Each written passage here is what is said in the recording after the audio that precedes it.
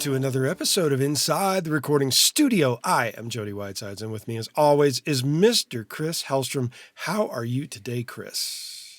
I'm doing a lot better than you are. I know that. But let's just leave it at that. I'm not even going to ask how you are, but I'm glad you're here, and I'm glad we're going to talk about vocal chains here for the next better part of a half hour, right? Yeehaw! That's right, baby. Question that comes up by creating vocal chains and how people process this, and we thought we'd dive in a little bit deeper on that. We're going to have some audio examples showing our process here as well. So yes. One thing to note is that we actually have covered the process in an episode about mixing lead vocals in the past. We sure have. Yeah. We didn't go as in-depth as we're about to, but we at least covered it. Yeah. I mean, we have talked about it, but this one will have some audio examples. And for people that haven't heard that, well, go back and listen to it. We both have very, very similar processes when we do this kind of stuff. And it gives us a good baseline regardless of musical style, I think, to kind of get going with this. So this will be all inclusive. Everybody get along. Yay.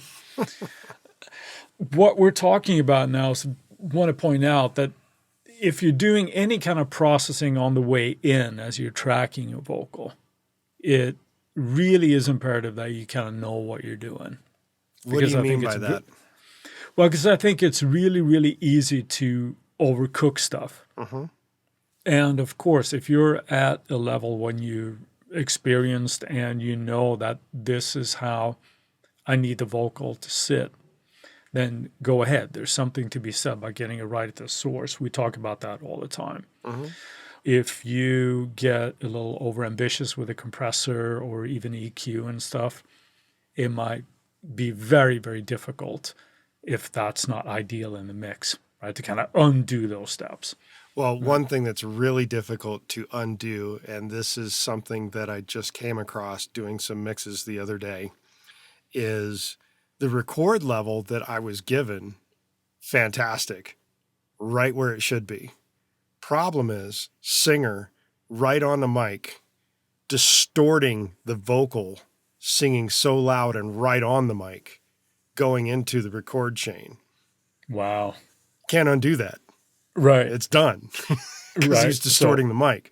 Wasn't distorting the recording in and of itself, it was distorting the mic on the way in, which is unfortunate. You can't undo that.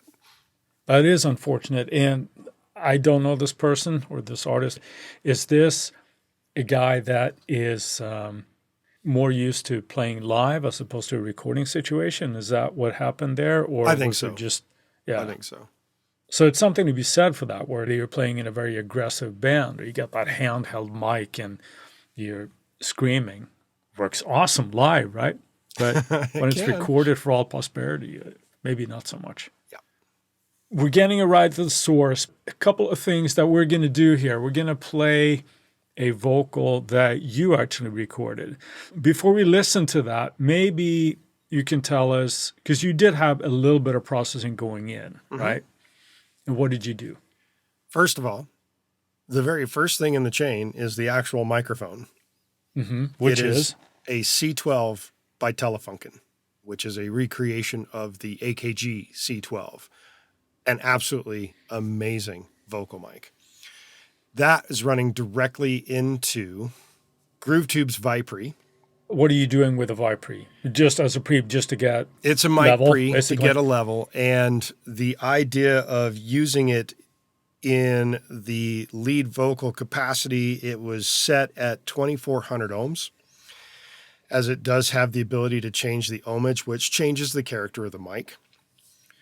From the 2400 ohm setting, it goes out the GrooveTube's Vipre into the Apollo, which is running a Neve 1073 EQ that has a very, very slight, maybe not even 1 dB bump at the high shelf. It has about a dB being removed at 700.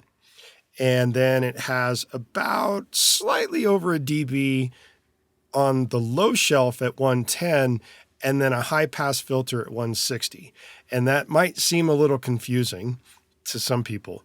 The reality of that right there is that the high pass filter does have a fairly gentle slope, and it was cutting off enough of the low end that I needed to bump the low end back up just a hair to get the girth back, so to speak, without it being rumbly below that.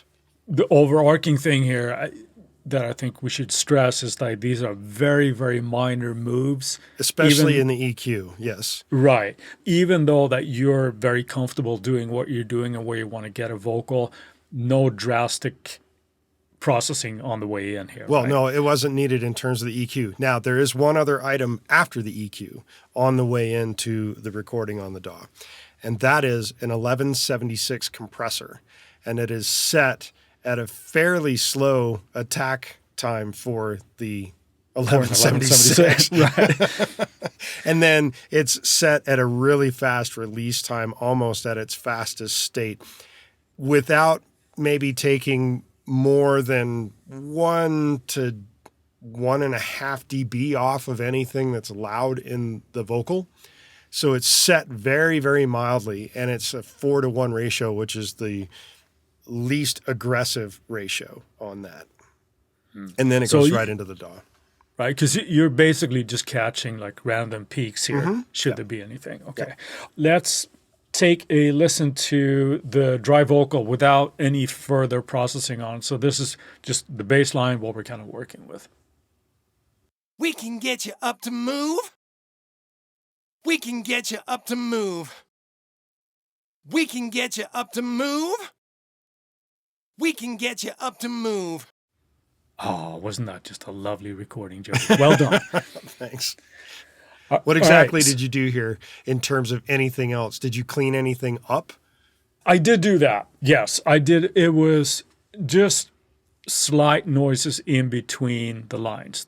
I felt that the breaths that were there were going to be more annoying than adding emotion into it. It was just that kind of a song. So it's just removing some noise, lip smacks, like type of thing in between the vocal phrases, but that is it. There's been no tuning or any of that. This is where I would have done that. The reason why you're able to even do that is there's no noise gate on this whatsoever on the recording itself. Yeah. So if you're having issues with pitch, this is where I would recommend doing that before you even start adding anything else. The cleanup process, everything is going on. But that's it. This is really nothing done to this vocal at this point. So the first step that I added to this was through all these examples using the Slate virtual mix rack. And the first thing that we added here was the API console.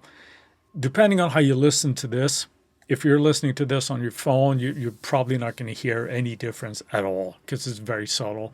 This adds a little bit of harmonics to the track, and it just felt like it softened it up a little bit.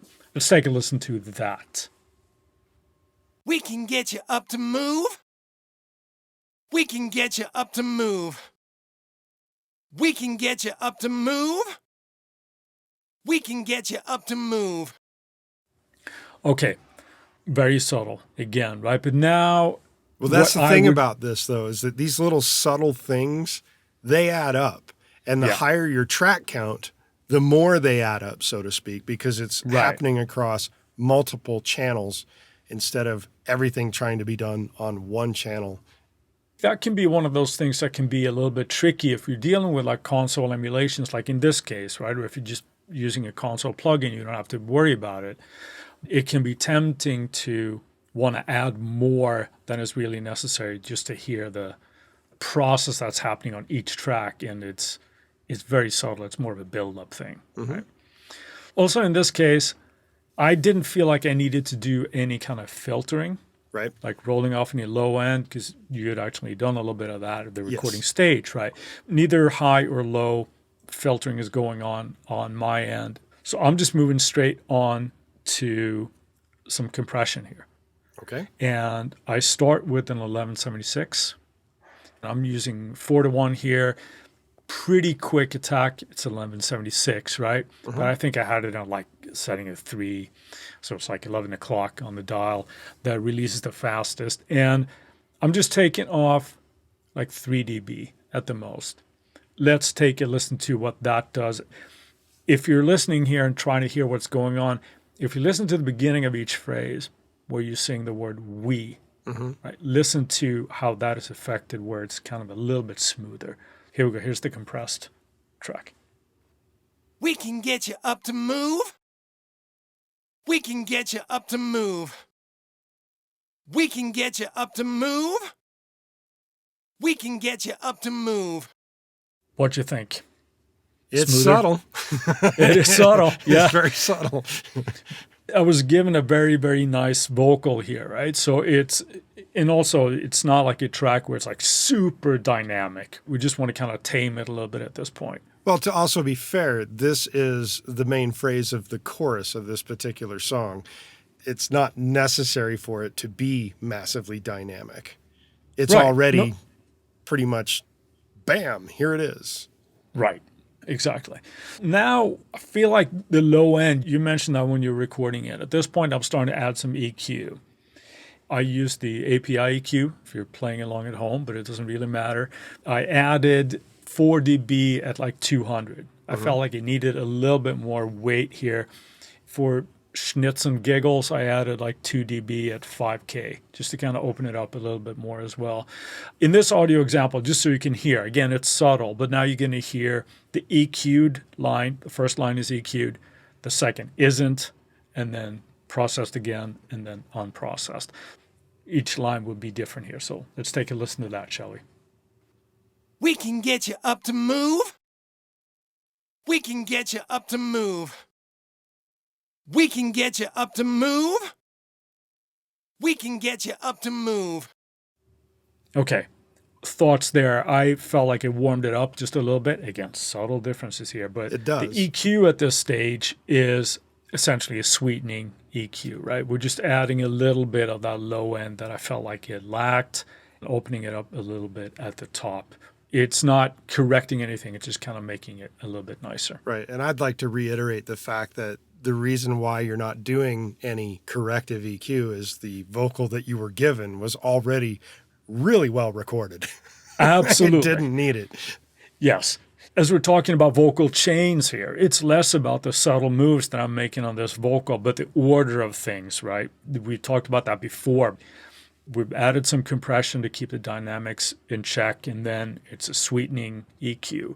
And of course, you should never do this just listening to a solo vocal. You would do it in the context of a mix, but for the purposes of this podcast, you get the vocal line only. So there. Both you and I are fans of using multiple compressors if Yes. needed. This is, again, one of those cases where now I added an LA2A. After all this, I think I had like 1 dB of gain reduction here. This would be to just kind of even it out a little bit more with those EQ curves that, Well, let's that are think there. a little bit about these two different compressors that you are Yeah. going with, because they are two very different styled compressors as well. Yes. What's the difference between these two? Well, the 1176 that I used first is really, really, really fast and aggressive. To me, that's a great one to kind of catch peaks that are early on in the processing chain. It does that, can add some attitude. Now, if you don't have an 1176, it's worth saying that you could have any compressor here, but you might want to think about attack times and things like that. I just happen to like an 1176 in this particular application. Now, the LA2A to me is a lot smoother. It's a slower attack of a compressor, and it's a lot gentler to my ear. So Well, it's there's not a like reason an- for that, though. They're Oh, two sure. entirely different kinds of compressors. That's what I was getting at. Ah, What type okay. of compressor is the 1176? It was like a FET compressor. Right. And what type of compressor is the LA2A? It's an opto compressor. There you go. So it's a lot, yeah. There's so the it's a big lo- difference between the two. Right. Okay. So one is super fast, and the other one is slower. Right. So therefore, that's how that affects the sound. But again, if you don't have these, use just whatever compressor you have and just think about attack times and that kind of thing. Right. But the process here was like just to kind of even it out a little bit more. Babble, babble, babble, Chris. Let's take a listen to what that sounds like. Okay. We can get you up to move. We can get you up to move. We can get you up to move. We can get you up to move. All right. There it is. Thoughts, Jody? I like what it did. Good. Well, that's what we're going for here, right? Exactly. There's my professional opinion. I like what it did. All right, nice. Okay, so next audio example we have is just going to take all the processing that we've done on and off again, right? So it starts with the processing on, comes off on the next line. You get the idea. Let's take a listen for that. We can get you up to move. We can get you up to move. We can get you up to move. We can get you up to move. All right. Overall, it's pretty subtle, but like you said at the top, it's those subtle little things that will add up and make your vocal shine. Shine. As an opposite to shine, sometimes we want to add Here a little comes bit Chris's favorite thing to do. Yes, and you'll see why now.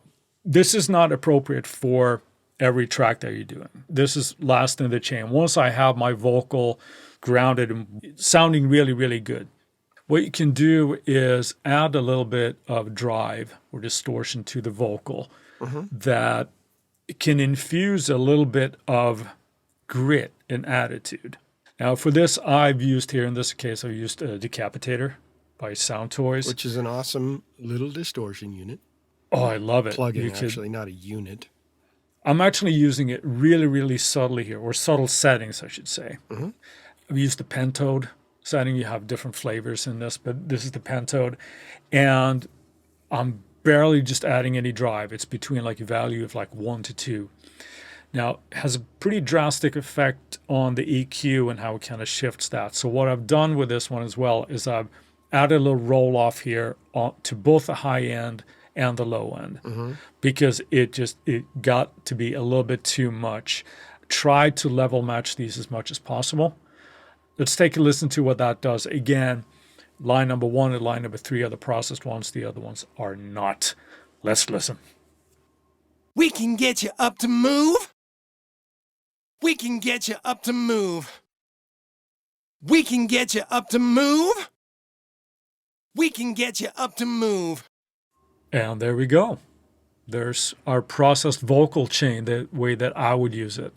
Now, of course, at this point, we haven't added any space effect, like reverb or delay or anything like that. Right. But the other thing I'd like to point out, though, is that when you have it with a Decapitator, the volume on it is actually relatively a little louder sounding. So it's a bit of an effect of saying louder is better, even though it's not technically. yeah. Well, it's what I'm listening for when I use it, because you can completely slaughter sound with this thing. Sure, right? you can. It's the little consonants and the little enunciations that can just have a little bit more of a snarl to them. You could probably go a little bit more aggressive than I did in this example, but you'd have to listen to it in the mix.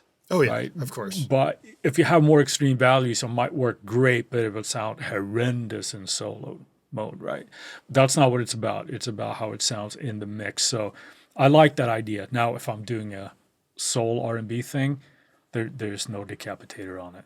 But but if you're doing a lo-fi hip hop kind of a thing, or certainly like more an industrial type of thing, yeah, raise that gain up and blast it as much as you need. It's a great way, I think, to add attitude to a vocal.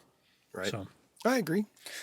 yeah, you wouldn't do these changes in solo mode. Not for long periods of time anyway, but you would try to do it in the mix where you are. Maybe you want to just kind of like recap what the chain actually is when we're kind of creating these vocal chains. All right. First off, we have the C12 microphone that is the recreation by Telefunken for the AKG C12.